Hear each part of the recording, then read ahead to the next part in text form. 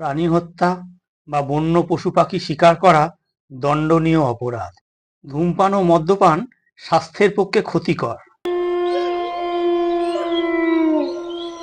বলুন না স্যার, বলুন না কি ঘটনাটা ঘটেছিল, আমরা শুনতে চাই, বলুন না স্যার।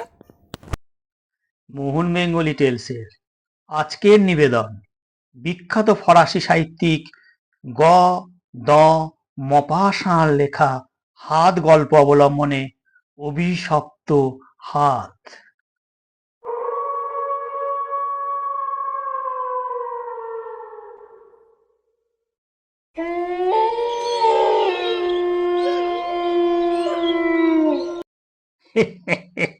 বলুন না স্যার, কি ঘটেছিল বলুন না একবার, আমরা উৎসুক হয়ে রয়েছি। আমরা জানতে চাই কি ঘটনাটা ঘটেছিল, একবার আপনি বলুন স্যার। আপনারা সবাই যখন এত করে বলছেন, বিশেষ করে মহিলারা, তবে তো ঘটনাটা আমায় বলতেই হবে। ফ্রান্সের প্যারিস শহরে সাঁ ক্লাউদ একটি শহরতলি। সাঁ ক্লাউদে একটা রহস্যময় ঘটনা ঘটে যায়। এই ঘটনাটি সারা প্যারিস শহর জুড়ে বিশেষ আলোড়ন সৃষ্টি করে, কিন্তু কেউ সঠিক ব্যাখ্যা করতে পারেন না। এই ঘটনাটির তদন্তকারী বিচারক স্যার বার্মিতু একটি সভায় এই ঘটনাটি ব্যক্ত করেন। বিশেষ করে মহিলাদের বারবার অনুরোধে তিনি ঘটনাটি ব্যক্ত করেন। তবে শুনুন মহাশয় মহাশয়ারা, ঘটনাটি শুনলে অবাস্তব বা অলীক কল্পনা মনে হতে পারে। ঘটনাটি আমার জীবনে ঘটে যাওয়া একটি সত্য ঘটনা বইতো নয়। তখন আমি অ্যাজিকিওর তদন্তকারী বিচারক। সমুদ্রের তীরে পাহাড়ে ঘেরা ছোট্ট শহরটা সত্যিই মনোরম। কি অসাধারণ দৃশ্য, চোখ জুড়িয়ে যায়। অনতি দূরে পাহাড়, পাহাড়ের নিচে সমুদ্র, নীল জলরাশির ছোট্ট ছোট্ট ঢেউগুলো পাহাড়ের পাদদেশ চুম্বন করে চলে যাচ্ছে। সে দৃশ্য এত মনোরম, চোখে না দেখলে বিশ্বাস করা যায় না। আর বসন্তকালে চারিদিকে চেরি ফুল ফুটে গন্ধে ম ম করে মশাই। ওই রকম একটা স্থানে কিনা এই রকম একটা ভয়াবহ অভিশপ্ত ঘটনা ঘটে যায়, তবে কিনা এখানে অবিশ্বাস্য অনেক রকম সংঘাত প্রায় লেগেই থাকতো। শরিকি বিবাদ, মারামারি, খুনোখুনি, রাহাজানি, এক আশ্চর্য রকমের জায়গা মশাই। এই রকম আশ্চর্যজনক ঘটনা শুনতে শুনতে আমার 2 বছর ওখানে কেটে যায়। একদিন শুনতে পেলাম উপসাগরের তীরে একটা ছোট্ট বাড়িতে একজন ইংরেজ ভদ্রলোক কয়েক বছর ধরে বাস করছেন। সংসারে ভার্সেই থেকে আনা একটা পরিচারক ছাড়া তার আর কেউ নেই। ওই পরিচারকই হলো তার সবেধন নীলমণি। তিনি কারোর সঙ্গে মিশতেন না। মিশতে চাইলেও, মানে কেউ যদি মিশতেও চায়, তিনি কিন্তু তেমন করে কোনো উৎসাহই দেখাতেন না। এমনকি মাছ ধরা ও শিকার করা ছাড়া আর কোনো সময়ে তিনি বাড়ির বাইরে বেরুতেন না। শহরের দিকেও তার যে আগ্রহ আছে সেটা তার আচার আচরণে বোঝা যেত না। তবে কিন্তু প্রতিদিন তিনি সকালবেলা 2 ঘন্টা পিস্তল ও হালকা বন্দুক দিয়ে নিজের নিশানার অভ্যাস রাখতেন। এ হেন ভদ্রলোক সম্বন্ধে স্থানীয় লোকেদের নানান রকম কৌতূহল থাকবে, তা তো অস্বীকার করবার কোনো পথ থাকে না। দেখতে দেখতে সম্ভাব্য অসম্ভাব্য অনেক রকম কথা নানা দিক থেকে উঠে আসতে থাকে। কারো বক্তব্য হলো ভদ্রলোক একজন বিখ্যাত ও গুরুত্বপূর্ণ ব্যক্তি, রাজনৈতিক কারণে দেশ ছাড়া হয়ে এখানে আশ্রয় নিয়েছেন। আবার কেউ বলেন ভদ্রলোক একজন সাংঘাতিক লোক, সাংঘাতিক কোনো অপরাধ করে তিনি এখানে গা ঢাকা দিয়েছেন। ফলে ভদ্রলোকের চরিত্র সম্বন্ধে নানান রকম গুজব নানান ভাবে চারিদিক থেকে শোনা যায়। তদন্তকারী বিচারক তথা শাসনকর্তা হিসেবে আমি ভদ্রলোকটির উপর কৌতূহলী হয়ে পড়ি, কিন্তু কাজটা প্রায় অসম্ভব হয়ে পড়ে। ভদ্রলোক নিজেকে স্যার জন রোয়েম বলে পরিচয় দেন। আমি সতর্কতার সঙ্গে ভদ্রলোকের উপর নজর রাখার ব্যবস্থা করি, কিন্তু শেষ পর্যন্ত সন্দেহজনক কোনো কিছুই বের করতে পারলাম না আমি। কিন্তু নানান রকম গুজব নিত্য নতুন হয়ে আমার কাছে আসতে থাকে।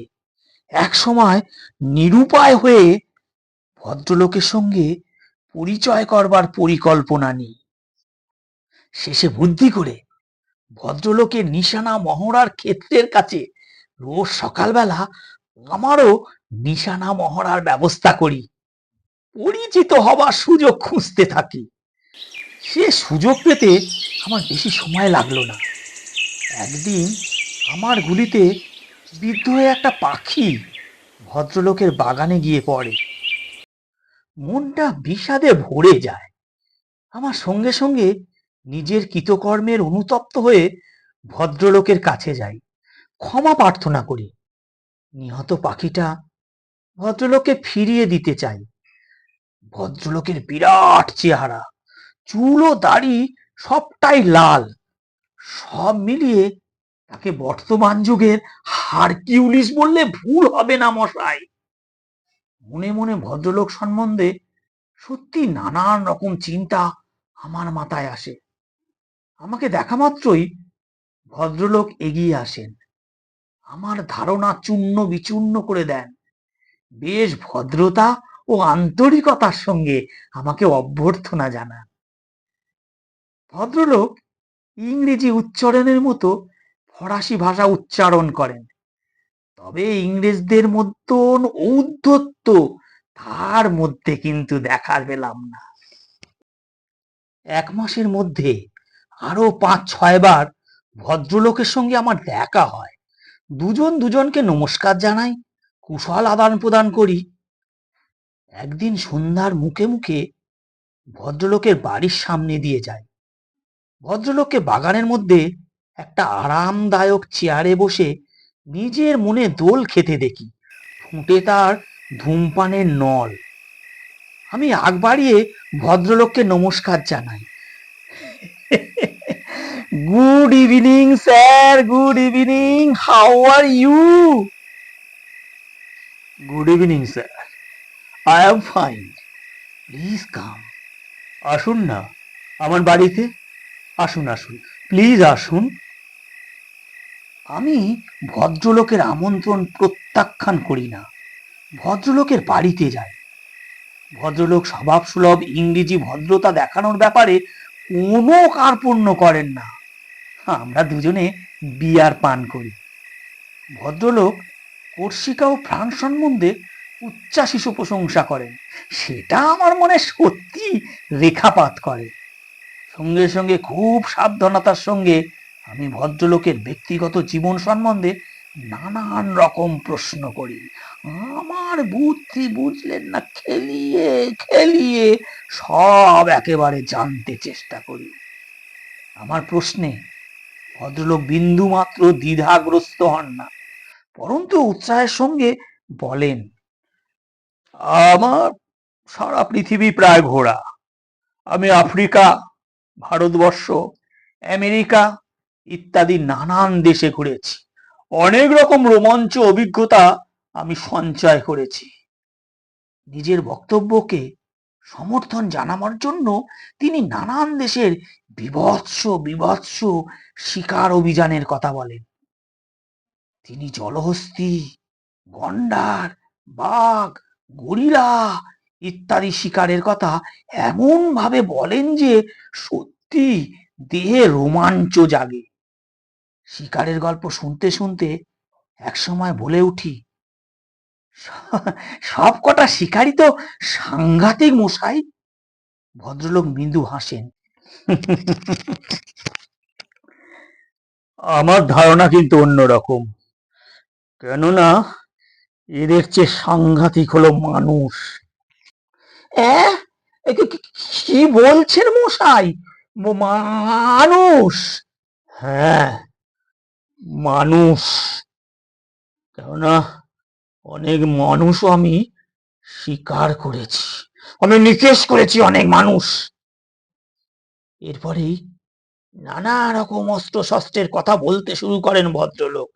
এক সময় বিভিন্ন রকম আগ্নেয়াস্ত্র দেখাবার জন্য আমাকে বাড়ির ভেতরে যেতে অনুরোধ করেন। ভদ্রলোকের সঙ্গে ভদ্রলোকের বৈঠকখানায় যাই। বৈঠকখানাটি অধিকাংশ কালো রেশমি কাপড় দিয়ে ঢাকা। এক একটা ধাতব পাত্রে হলদে রঙের ফুলগুলো যেন আগুনে শিকার মতো কেঁপে কেঁপে উঠছে। ভদ্রলোক জানালেন, এগুলো জাপানি ধাতু। আমি যখন জাপানে ছিলাম সেখান থেকেই এই ধাতুগুলো আমি সংগ্রহ করেছিলাম। এভাবে নানান রকম জিনিস দেখতে দেখতে এক জায়গায় আমি থমকে দাঁড়াই। কপাটের খুপড়িতে লাল ঝলমলে মোড়া একটা কালো হাত দেখি। ভালো করে দেখি, হাতটা মানুষেরই, তবে কোনো কঙ্কালের পরিষ্কার হাত নয়। চামড়া শুকিয়ে যাওয়া একখানা কালো হাত। হাতের লাল ও বিবর্ণ নখগুলো ঝুলে রয়েছে। খোলা পেশিগুলো একেবারে স্পষ্ট দেখা যাচ্ছে। শুকনো রক্ত ঝলঝল করছে। আরো ভালো করে দেখবো বলে আমি কুটুরির কাছটাতে যাই।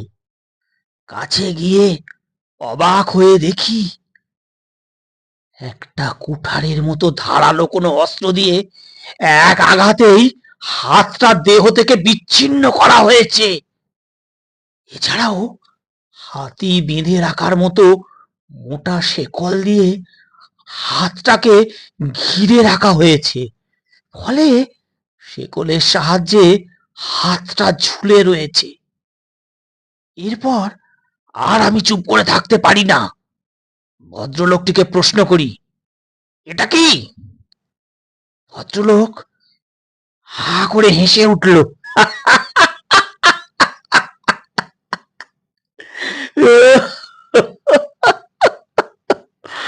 ওটা ওটা আমার পরম শত্রু, এক আমেরিকানের হাত। আমি ওটা ওটা আমি আমেরিকা থেকে এনেছি। একটা অবাধ্য শয়তান, ওই শয়তানের হাত ওটা।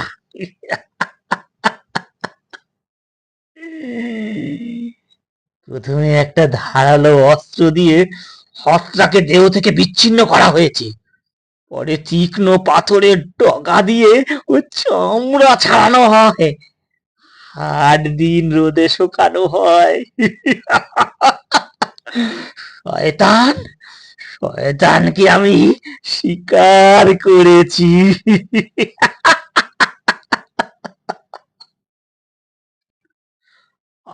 আমি হাতটাকে স্পর্শ করলাম। হাতটা যে একটা বিরাট চেহারার লোকের তাতে কোনো সন্দেহ রইল না। হাতের আঙ্গুলগুলো বেশ বড়, শক্তিশালী পেশিগুলোর গায়ে তখনও কিছু কিছু শুকনো মাংস লেগে আছে। দেখি ভয় লাগে। মনে হয় মনে হয় হাতটা যেন বন্য প্রতিহিংসা নেবার জন্য উন্মুক্ত হয়ে আছে। আমি প্রশ্ন করি, হাতটার প্রকৃত অধিকারী নিশ্চয়ই খুব শক্তিশালী মানুষ ছিলেন।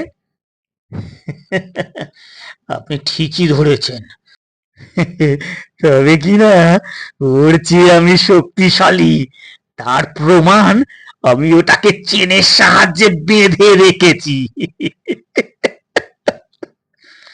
ভদ্রলোকের কথাবার্তা শুনে মনে হলো ভদ্রলোক নিশ্চয়ই রসিকতা করছেন।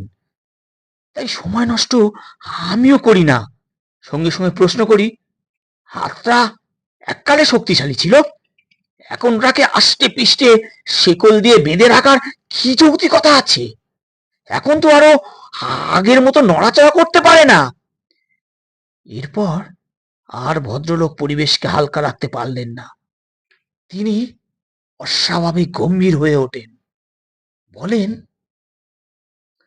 আপনার অনুমান ঠিক নয় স্যার, ওটা এখনো পালাবার ধান্দায় আছে, তাই তো শেকল দিয়ে ওকে ধরে রেখেছি, ওকে বেঁধে রেখেছি। এরপর ভদ্রলোকের মস্তিষ্ক সম্বন্ধে চিন্তিত না হয়ে পারি না, কেননা এ জাতীয় কথা একমাত্র পাগলেই বলে। তবুও ভদ্রলোকের মুখের ভাষা পড়তে চেষ্টা করি। এইটুকু বক্তব্য ছাড়া আর কোনো ব্যাপারেই ভদ্রলোকের মস্তিষ্ক বিকৃতির কোনো লক্ষণই আমার চোখে পড়ে না। কাজেই বাধ্য হয়ে আমি প্রসঙ্গ পরিবর্তনের চেষ্টা করি। ভদ্রলোকের বন্দুক সংগ্রহের প্রশংসা করে উঠি। আরো লক্ষ্য করে দেখলাম তিনটে গুলি ভরা পিস্তল ভদ্রলোকের দেরাজের ওপরে রয়েছে।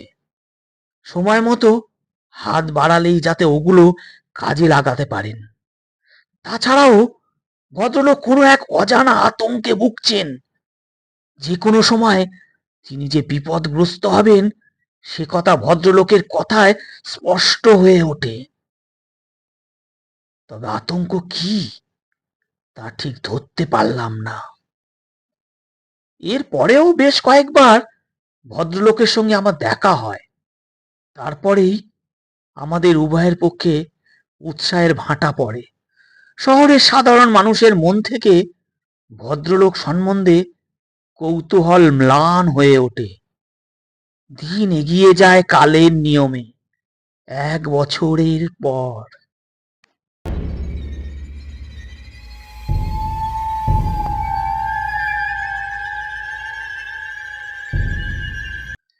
গভীর রাত্রি, চারিদিকে ঘুটঘুটে অন্ধকার, শহরতলি নিস্তব্ধ হয়ে পড়েছে।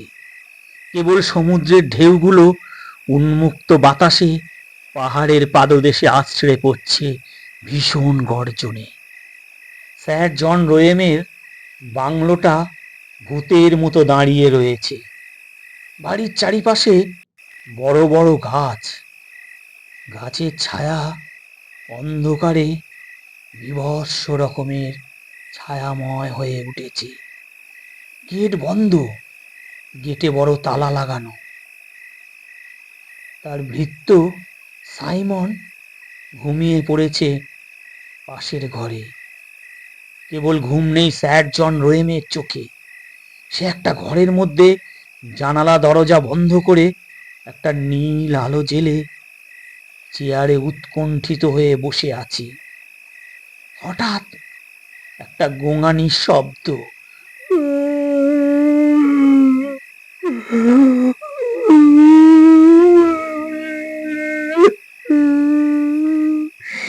কি যন্ত্রণা! আমায় মারলি কেন? আমায় মারলি কেন শয়তান? আমার হাতটা কেটে নিলি কেন? কি যন্ত্রণা! আমার হাত ফিরিয়ে দে। আমার হাত ফিরিয়ে দাও। আমার হাত ফিরিয়ে দে কেন? দাও, ফিরিয়ে দাও। বেশ করেছি, তোদের মতন বেয়াদবকে এমনই শাস্তি দেওয়া উচিত। আমার মুখে মুখে কথা, আমরা রাজপুরুষ, তোদের মতো শয়তানদের এভাবেই মরতে হবে। হ্যাঁ, এভাবে।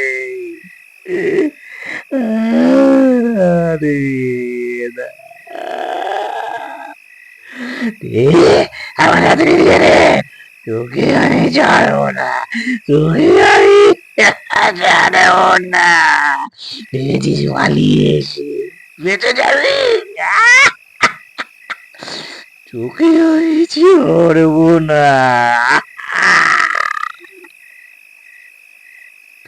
Simon, Simon, Simon! স্যার জন রোয়েন চিৎকার করে ডাকলেন তার ভৃত্যকে। সাইমন ছুটে এলো ঘুম জড়ানো চোখে পাশের ঘর থেকে। কি হয়েছে স্যার? কি হয়েছে স্যার? আমার চাবুক, আমার চাবুকটা এনে দে, তাড়াতাড়ি এনে দে। সাইমন তাড়াতাড়ি ছুটে গেল, দেওয়ালে ঝুলানো চাবুকটা নামিয়ে স্যার জন রোয়েমের দিকে এগিয়ে দিল। জন রোয়েম ভয়ে রাগে উন্মত্ত হয়ে শিকলে বাঁধা কাটা হাতটাকে পাগলের মতো চাবুক মারতে লাগলো। আর বাইরে একটা যন্ত্রণায় কাতর লোকের অসহ্য চিৎকার সেই নিস্তব্ধতাকে ভেঙে খান খান করে দিল।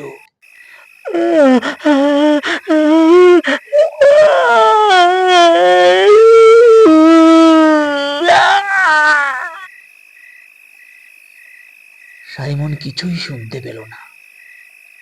সে জানে তার মুনিব মাঝে মাঝেই এমন করে চাবুক মারে কাটা হাতটাকে। আবার আগের মতো সব নিস্তব্ধ হয়ে গেল। স্যার জন রোয়েম চেয়ারে বসে একটু ঝিমুচ্ছিলেন।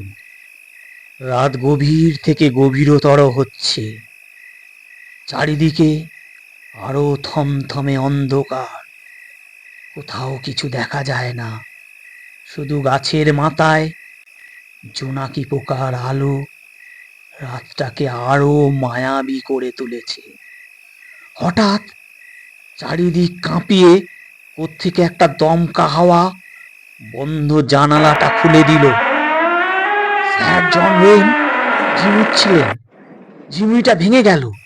সে তাড়াতাড়ি উঠে জানলাটা বন্ধ করতে গেল, কিন্তু পারল না। ঝড় বৃষ্টি শুরু হয়ে গেছে ইতিমধ্যে। এমন ঝড় বৃষ্টি সে আগে দেখেনি। যেন হাজার হাজার দৈত্য দানব কাছের ওই পাহাড়টা থেকে নেমে এসেছে, স্বর্গ মর্ত্য পাতাল একাকার করবে বলে। হঠাৎ স্যার জন রোয়েম নীল আলোয় দেখতে পেল কাটা হাতটা লোহার শিকলে বাঁধা নেই, সেটা তার ঘরের দেওয়ালে কাঁকড়ার মতো পাইছে। আর দেওয়াল বেয়ে তার দিকে ক্রমশ এগিয়ে আসছে। চিৎকার করে উঠলেন স্যার জন রোয়েন, এই শয়তান, শয়তান, শয়তান, এগোবি না বলছি, এগোবি না, এগোবি না, শয়তান! তোরা তো সাহস, তুই আমাকে ভয় দেখাতে চাস? আমি স্যার জন রোয়েন, আমার গায়ে রয়েছে রাজপুরুষের রক্ত। ওর মতন একটা শয়তানকে, ছোট লোককে শায়েস্তা করতে আমার 1 মিনিট লাগবে না। এই এই এই এই এই এই এই এই, এগোবি না, এগোবি না, এগোবি না বলে দিচ্ছি। সরে যা, সরে যা। আবার আবার মেজে মেজে মেজেতে পড়ে আমার দিকে আবার এগিয়ে আসছিস। দাঁড়া, দাঁড়া রে শয়তান, তোর ওই কাঁকড়ার মতো বেয়ে আসা আমি এক্ষুনি বের করে দিচ্ছি। স্যার জন রোয়েম তার টেবিলে রাখা পিস্তলটা তুলে নিলেন এবং এলোপাতালি গুলি চালাতে লাগলেন।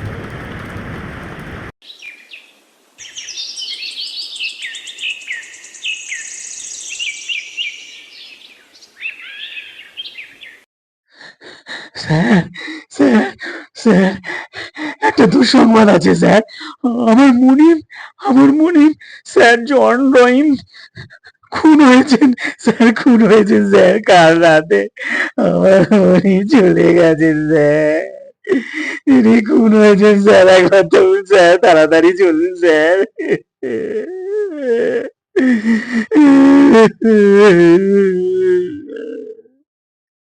ভৃত্যের কথায় আমি তেমন গুরুত্ব দিই না, তবে ঘটনাটা যাচাই করবার জন্য আধ ঘন্টার মধ্যে আমি নিজেকে প্রস্তুত করে নিই। কমিশনার জেনারেল ও পুলিশের বড় কর্তাদের নিয়ে স্যার জন রোয়েমের বাড়ি যাই।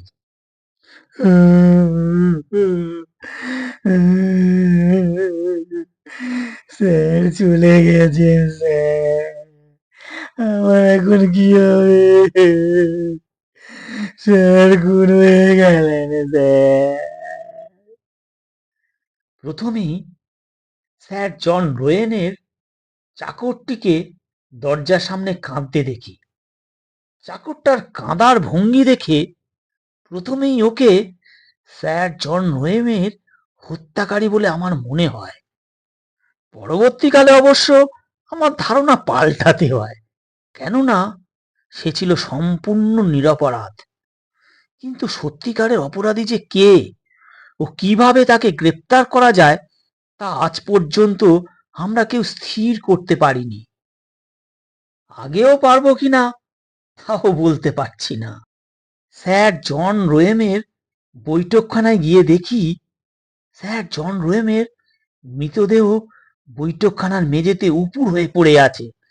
গায়ের জামাটা ক্ষত বিক্ষত, একটা হাতের অস্তিন তো ঝুলেই আছে। সব মিলিয়ে মনে হয় স্যার জন রোয়েন সহজে অত্যাচারীর কাছে আত্মসমর্পণ করেনি। শেষ সময় পর্যন্ত তিনি সমানে লড়েই গেছেন। স্যার জন রোয়েমের মৃতদেহের আরো কাছে এগিয়ে যায়। দেখি স্যার জন রোয়েমকে শ্বাসরোধ করে হত্যা করা হয়েছে। মুখটা কালচে হয়ে অস্বাভাবিকভাবে ফুলে উঠেছে। আতঙ্কে চোখ জোড়া যেন ঠেলে বেরিয়ে আসতে চাইছে অক্ষিগোলক থেকে। দাঁত দিয়ে তখনও কি যেন কামড়ে ধরে আছেন। তারপরেই স্যার জন রোয়েমের ঘাড়ের দিকে চোখ যায়। দেখি পাঁচটা লোহার ফলা জাতীয় জিনিস দিয়ে স্যার জন রোয়েমের কাঁধে খুঁচিয়ে খুঁচিয়ে গভীর ক্ষতের সৃষ্টি হয়েছে। ক্ষত স্থানগুলোতে চাপ চাপ রক্ত জমে রয়েছে। আমাদের সঙ্গে একজন চিকিৎসক এসেছিলেন। আমাদের অনুরোধে চিকিৎসক ভদ্রলোক জন রোয়েমের মৃতদেহটা পরীক্ষা করেন। পরে চিকিৎসক ভদ্রলোক নিজেই চমকে ওঠেন, বলেন, কি আশ্চর্য! সবটাই যে দেখছি আশ্চর্যজনক। নিজের চোখকে নিজেই বিশ্বাস করতে পারছি না। আমাদের সকলের কৌতূহল দৃষ্টি একসঙ্গে চিকিৎসক ভদ্রলোকের মুখের উপর আছড়ে পড়ে। চিকিৎসক ভদ্রলোক বলেন, আততায়ীর আঙুলের ছাপ পরীক্ষা করে দেখেছি, সব জায়গায় ছাপগুলো হলো কোন নরকঙ্কালের। এরপরেই আমার মেরুদণ্ডের ভেতর দিয়ে হিমেল স্রোত প্রবাহিত হয়। সঙ্গে সঙ্গে আমি সেই কপাটের খুপড়ির কাছে আসি, কিন্তু সেই কাটা হাতটাকে আগের মতো শেকলে ঝুলন্ত অবস্থায় দেখতে পাই না। তার বিনিময়ে অত বড় ও মোটা শেকলটাকে টুকরো টুকরো অবস্থায় সেখানে পড়ে থাকতে দেখি। আমি আবার স্যার জন রোয়েমের মৃতদেহের কাছে আসি। আমি লক্ষ্য করি স্যার জন রোয়েমের দাঁতের ফাঁকে সেই কাটা হাতের একটা আঙ্গুল। আমি আমি স্যার জন রোয়েমের সেই মুখ থেকে সেই আঙ্গুলটাকে বিচ্ছিন্ন করতে সক্ষম হয়েছিলাম। এরপর প্রাথমিক তদন্ত ও অনুসন্ধানের কাজ শুরু হয়। প্রথমেই দেখা যায় যে স্যার জন রোয়েমের বৈঠকখানার দরজা কিংবা জানালা কারো সম্প্রতি হাত পড়েনি। ঘরের আসবাবপত্র যেটা যেমন ছিল ঠিক তেমনি আছে। এমনকি বাড়ির দুটো কুকুর এ বিষয়ে বিন্দুমাত্র টের পায়নি। বাড়ির চাকরটাকে জেরা করে জানতে পারি গত 1 মাস ধরে স্যার জন রোয়েম খুবই উত্তেজনার মধ্যে কাটাচ্ছিলেন। এই সময়ের মধ্যে স্যার জন রোয়েম অনেকগুলো চিঠি পেয়েছেন, আর সব কটা চিঠি তিনি পড়ে ফেলেছেন। ঘোড়াটাকে পেটানো চাবুক নিয়ে প্রায় ঝোলানো হাতটার কাছে যেতেন। সময়ে সময়ে প্রাণপণে চাবুকটা দিয়ে ঝোলানো হাতটাকে আঘাত হানতেন। রাত করে শোবার অভ্যাস ছিল স্যার জন রোয়েমের।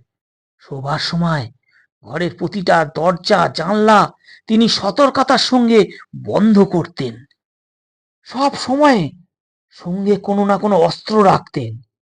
অনেক সময় গভীর রাতে তিনি বেশ চিৎকার করে কার সঙ্গে যেন ঝগড়া করতেন। কিন্তু অবাক কাণ্ড, ঘটনার দিন স্যার জন রোয়েমের ঘরের ভেতরে কোনো রকম শব্দ হয়নি। পরের দিন ঘরের জানালা খুলে চাকরটি স্যার জন রোয়েমের মৃতদেহ আবিষ্কার করেন। এরপরেও আমরা চাকরটাকে আরো কিছু তথ্য দিতে চাপ দিই। চাকরটি আর কিছু দিতে পারে না। এ ঘটনার প্রায় 3 মাস পরে গভীর রাত্রে আমি একটা দুঃস্বপ্ন দেখে জেগে উঠি। দেখি সেই বীভৎস কাটা হাতটা কাঁকড়া বিছে কিংবা মাকড়সার মতো আমার ঘরের দেওয়ালে ও পর্দায় চলাফেরা করে বেড়াচ্ছে। তবে সেই হাতটায় একটা আঙ্গুল নেই। একই রাত্রে পরপর 3 বার আমি এই দুঃস্বপ্নটি দেখি। পরের দিন একটা কাটা হাত আমার কাছে নিয়ে আসা হয়। সঙ্গে সঙ্গে এও জানানো হয় যে এই কাটা হাতটা স্যার জন রোয়েমের সমাধির উপরে পাওয়া যায়। প্রসঙ্গক্রমে জানাই যে স্যার জন রোয়েমের কোনো আত্মীয় স্বজনের সন্ধান না পাওয়ায় আমরাই তাকে সমাধিস্থ করি। তবে একটা আশ্চর্যের বিষয় ছিল যে এই পাওয়া কাটা হাতেরও একটা আঙুল ছিল না।